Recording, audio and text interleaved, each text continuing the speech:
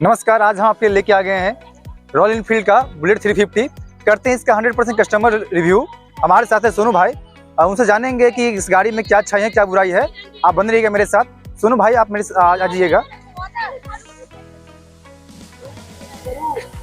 सबसे पहले ये बताइएगा आपकी ये गाड़ी आपने क्यों लिया, ये रॉयल इनफील्ड का आपने बुलेट 350 क्यों लिया? ये मेरे को बड़ा बचपन से शौक था इसका स्टैंडर्ड, मतलब एक बड़े बुजुर्ग को देखा था, मतलब कि एक स्टैंडर्ड चलाते हुए। पहले बुलेट पहले से थोड़ा रॉक का फील आता है, रॉक फील जमींदार जैसा। इसलिए आपने लिया कि बुलेट मुझे लेना चाहिए आपको 350। बिल्कुल बिल्कुल। सोनू भाई आप मुझे ये बताइएगा कि इस गाड़ी को आप कितना किलोमीटर चला चुके हैं? इसको हम लगभग चला चुके हैं 14,000 किलोमीटर। 14,000 किलोमीटर? जी जी जी। और ये लिए हुए कितना साल हो गया होगा? ये मेरे को हो गया एक या 14 महीने के आसपास कुछ। 14 महीने में आपने 14,000 किलोमीटर चला चुका है? जी जी जी, हर महीने 1,000 किलोमीटर आपने चलाया, मतलब गाड़ी को बढ़िया से आपने चलाया है। बिल्कुल। तो इसके बारे में आपको अनुभव भी हो गया होगा बढ़िया से, कैसे गाड़ी चलती है, कितना दिक्कत है, क्या खराबी है, सब आपको हो गया होगा। जी जी जी। सोनू भाई मुझे ये बताइएगा कि इस गाड़ी का अनुभव तो आपको हो गया होगा, आपने मार्केट में चलाया होगा, ट्रैफिक एरिया में चलाया होगा, आपने इसको आपने हाईवे पे चलाया होगा, जी जी जी, हर जगह घुमावदार रास्ते पे चलाया होगा। तो ये गाड़ी चलाने में कैसा है? जी अब मैं आपको एक बात बताऊं, ये चलाने में ना एकदम मक्खन है। जैसे कहीं भी ले जाओ, पतली गली चौड़ी गली कहीं भी ले जाओ, ट्रैफिक उबड़ खाबड़ हर जगह बहुत बढ़िया है। यही इसकी खासियत है और यही इसकी कमी भी है। कमी का कारण ये है कि हम चला बुलेट रहे हैं पर पता नहीं लग रहा कि हम बुलेट चला रहे हैं। इतना स्मूथ है इसके वजह से, इतना स्मूथ है कि पता नहीं लग रहा कि हम बुलेट चला रहे हैं। हाँ, तो कंपनी ने यहाँ पे किक भी हटा दिया है, जिससे मालूम ही चलता है कि ये हम बुलेट चला रहे हैं या कोई नॉर्मल गाड़ी है। इसमें सेल्फ का सिस्टम दे दिया है। मतलब पहले ऐसा होता था कि आप गाड़ी जब बुलेट पे चढ़ते थे तब आपको किक मारने में ही पहले दिक्कत होती थी। पहले कितने लोग जो किक मार ही नहीं पाते थे, तो वो चला ही नहीं पाते थे। अब ऐसा हो गया कि सेल्फ का सिस्टम हो गया, कोई भी चला लेते हैं। तो थोड़ा मामला पहले से थोड़ा अलग हो चुका है। चलिए अब इनसे और बात करते हैं। आपने 14,000 किलोमीटर चलाया है, तो आप ट्रैफिक में कैसा अनुभव रहा आपका? ट्रैफिक में चलाने में कैसा अनुभव है? ट्रैफिक में चलाने में बहुत एकदम बढ़िया है, कोई दिक्कत नहीं है। स्टार्टिंग में जब आपने लिया होगा तो गाड़ी में ये चलाते में कुछ दर्द होता होगा थोड़ा बहुत? शुरू में थोड़ा बहुत होता था, तो हमने उसे अपने हिसाब से थोड़ा अपना मैनेज करवा लिया है। हैंडल वैंडल चेंज करवा लिया है अपना। आपने हैंडल चेंज करवाया? जी जी जी बिल्कुल, क्योंकि वो थोड़ा ना वो ओल्ड लुक नहीं दे पा रही थी जो हमें चाहिए थी पर्सनली।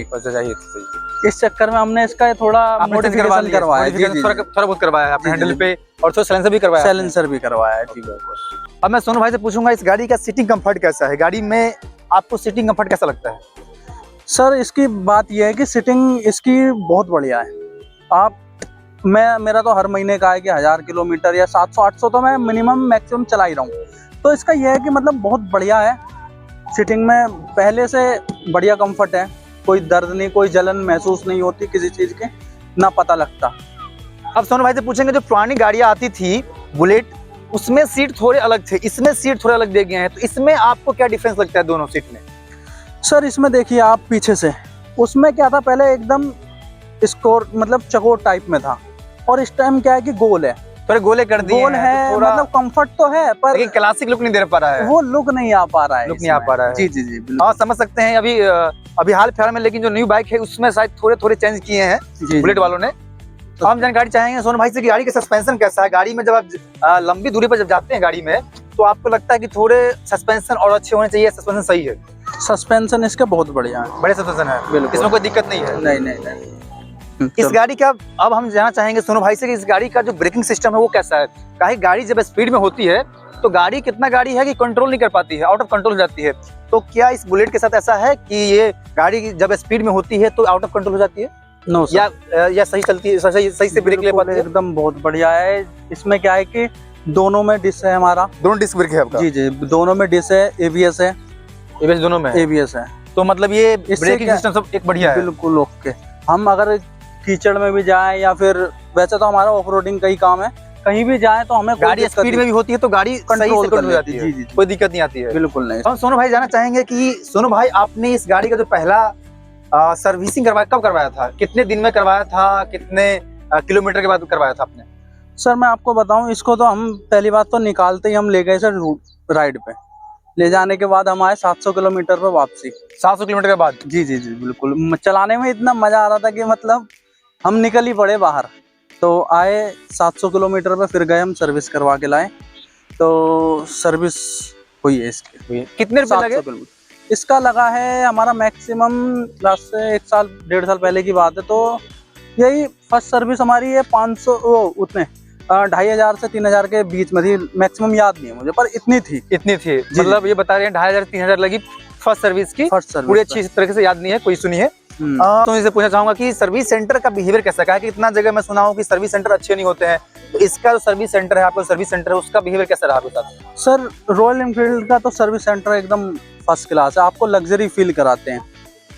आप जाओगे, आपसे पानी, कॉफी, ठंडा, मतलब जो मौसम जैसा मौसम जैसा आप चाहो वैसा सब ट्रीटमेंट है। सर्विस सेंटर एकदम बढ़िया है, सर्विस सेंटर से कोई शिकायत नहीं आपको। लग्जरी रूम देते हैं और बैठने के लिए हॉल देते हैं बढ़िया, आप बैठो, रेस्ट करो, टीवी देखो, मतलब मैं बताऊं तो एक तरह की जैसा नाम वैसा काम, वैसा ही सर्विस सेंटर इनका, वैसा ही सर्विस सेंटर है।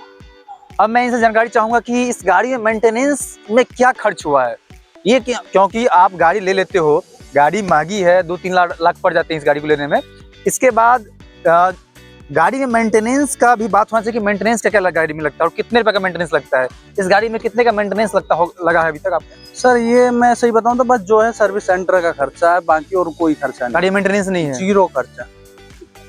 बस वही है कि 2-4 नट ढीले हो जाते हैं हमारी कमी के कारण, क्योंकि हम ज्यादा इसे ऊपर नीचे कुदाते रहते हैं, उसके कारण 2-4 नट ढीले हो जाते हैं, और कोई दिक्कत और कुछ दिक्कत नहीं है। नो।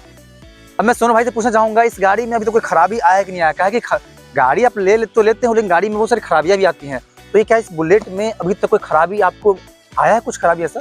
नहीं सर, ऐसा तो कुछ मेरे को आज तक फील नहीं हुआ। 1.5 साल में मैंने इसमें 1.5 रुपए नहीं लगाए कंपनी से बाहर। कंपनी के बाहर? जी, सर्विस सेंटर में जो लगाए हैं वही, बाकी अपना मॉडिफिकेशन ये सब तो मेरा पर्सनल खर्च है वो। और थोड़े ब्रेक में जो ब्रेक तो नॉर्मल है, ब्रेक नॉर्मल, खराबी इसमें कुछ नहीं है? जनरल कुछ नहीं है, जनरल कोई खराबी नहीं है। जैसे गाड़ी में किसी पार्ट्स में खराब हो गए, कोई पार्ट टूट गए, इंजन में कुछ आवाज आ रही है, कुछ नहीं है।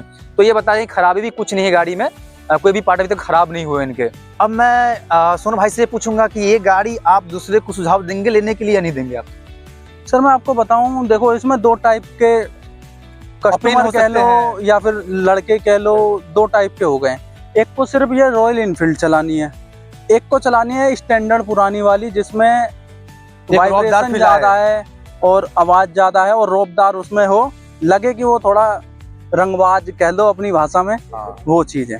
तो जिसको बुलेट चलानी है वो प्लीज ले सकता है, और जिसको हवाबाजी करना है उसके लिए मैं नहीं कह सकता, क्योंकि उसका मैं सुझाव नहीं दे सकता। इसने अभी बदल दिए हैं। जी, वो वाली फील ही नहीं है इसमें। अब उसमें क्या था, वाइब्रेशन आती थी बढ़िया, तो फील होता था कि हाथ में कोई गाड़ी है। उसमें स्मूथ उसमें चलती है, बिल्कुल स्मूथ, स्प्लेंडर ही लगती है, और ना इसमें किक है, तो आदमी फील नहीं कर पा रहा है, वो बुलेट को ले नहीं पा रहा दिल पे।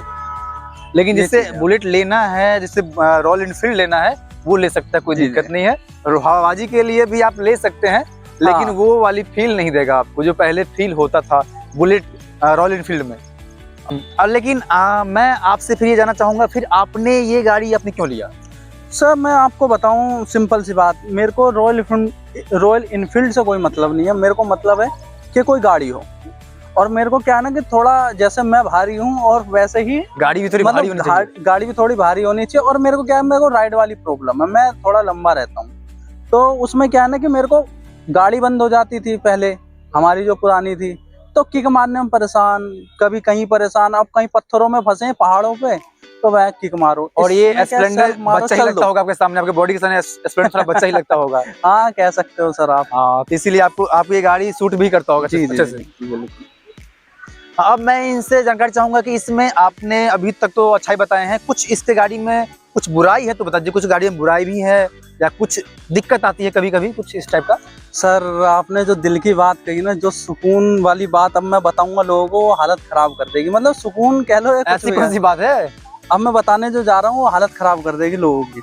मतलब अगर ये पंचर हो जाए, अगर आसपास है तो ठीक है, नहीं है तो आप मतलब एक तरीके से समझ लो, मौत पसंद करोगे, गाड़ी पसंद नहीं करोगे। गाड़ी पसंद नहीं करोगे, उससे धक्का देते हाथ दुख जाएंगे, ऐसी हालत हो जाती है। और पंचर भी कोई बनाना नहीं चाहता है।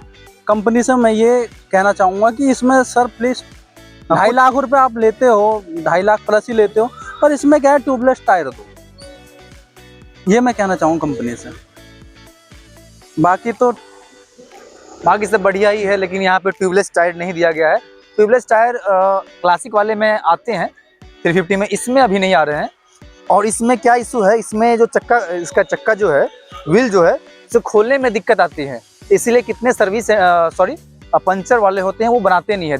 आप 10 पंचर वाले पे जाओगे तो कोई एक पंचर वाला बोलेगा कि मैं बना दूंगा, वो भी हायर प्राइस में। जनरल नए लोग इसको बनाना पसंद नहीं करते हैं, इसका पंचर लोग मना कर देते हैं कि मैं पंचर नहीं बनाऊंगा। यही बात है क्या? जी सर। क्योंकि मैंने भी फेस किया है, मैंने भी कभी कभी बुलेट पे चढ़ा हूँ, तो एक बार मेरे साथ भी ये अनुभव हुआ है कि जब मैं जा रहा था तो पंचर जब हुआ गाड़ी, तो कोई पंचर बनाने को तैयार नहीं था।